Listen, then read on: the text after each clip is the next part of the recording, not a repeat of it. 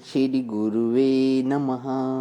नित्यं शुद्धं निराभासं निराकारं निरञ्जनं नित्यबोधं चिदानन्दं गुरुं ब्रह्म नमाम्यहम्।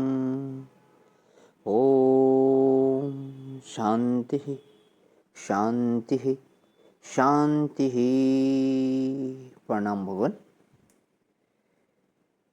केनोपनिषद स्वामी श्री अखंडानंद सरस्वती जी महाराज का दिव्य ग्रंथ, जिसमें भगवान हमारा दूसरे मंत्र की व्याख्या चल रही है, पेज नंबर 17 से आगे। अच्छा, मन जो है वह पंचीकृत पंच महाभूत है कि अपंचीकृत पंच महाभूत है? बहुत लोगों को तो यही नहीं मालूम होगा कि अपंचीकृत पंचीकृत क्या होता है।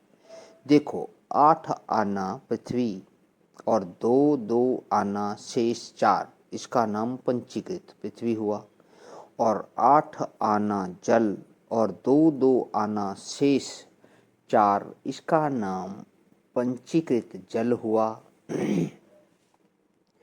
माने एक में जब पांचों मिले हुए हों तो उसको पंचीकृत बोलते हैं, और एक में जब पांचों ना मिले हुए हों, बिल्कुल शुद्ध दशा हो, तो उसको अपंचीकृत बोलते हैं।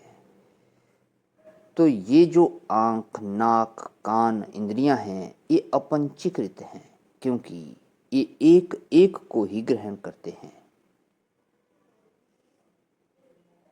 एक एक को ही ग्रहण करते हैं, 5 को ग्रहण नहीं करते हैं। और शरीर पंचीकृत है। अब बताओ, मन पंचीकृत है कि अपंचीकृत? यदि कहो कि मन तो 5 को ग्रहण करता है तो पंचीकृत है, तो बोले ना, वह तो ज्ञानात्मक है। तब कहो कि पंचीकृत है, तो 5 कैसे ग्रहण करता है? बोले बारी बारी से ग्रहण करता है, एक साथ ग्रहण नहीं करता। एक बार शब्द आवेगा, एक बार स्पर्श आवेगा, एक बार गंध आवेगा, एक बार रस आवेगा, एक बार रूप आवेगा। एक साथ 2 ज्ञान मन में नहीं हो सकता। यह जो आपको मालूम पड़ता है कि हम सबको देख रहे हैं और सबको समझ रहे हैं, तो जरा मन में नाम लेना शुरू कीजिए। सबका नाम एक साथ मन में नहीं आवेगा, एक एक का नाम आवेगा। कहो कि हम देख तो सबको रहे हैं, बोले कि नहीं, सबको नहीं देख रहे हो। मन तुम्हारा इतनी तेजी से दौड़ता है कि झूठ मूठ ही मालूम पड़ता है कि सबको एक साथ देख रहे हैं। 2 उंगली भी एक साथ नहीं दिखती हैं, 2 चीज एक साथ मन में नहीं आती हैं। मन का चिन्ह ही यही है, एक साथ 2 ज्ञानों का अनुदय ही मन की पहचान है। वह इतनी 5 उंगलियां एक साथ दिखती हैं, पर मन इतनी जल्दी जल्दी दौड़ जाता है कि पांचों पर की काल का अंतर मालूम नहीं पड़ता।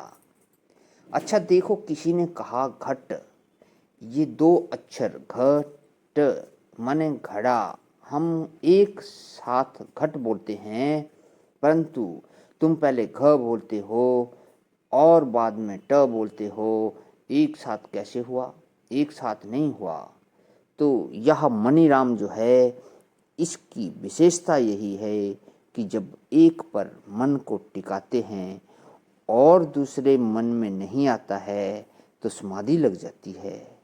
इस प्रकार शब्द, स्पर्श, रूप, रस, गंध और इनके भिन्न भिन्न प्रकार, बाहर के शब्द, स्पर्श, रूप, रस, गंध जो हैं, वे आभास भाष्य हैं, और भीतर के शब्द, स्पर्श, रूप, रस, गंध जो सूक्ष्म शरीर में होते हैं, वे साक्षी भाष्य हैं, और उनका अभाव समाधि में जो है वह भी साक्षी भाष्य है। अब यह साक्षी कौन है? कि साक्षी बुद्धि वृत्तियों का भी साक्षी है, परंतु वह स्वयं दृढ़ मात्र है, कभी दृश्य नहीं होता। दृश्य धी वित्यः साक्षी दृगेव न तु दृश्यते। प्रणाम भवन। इससे आगे की व्याख्या कर लेता हूँ। आज यही विराम। ओम शांति शांति शांति।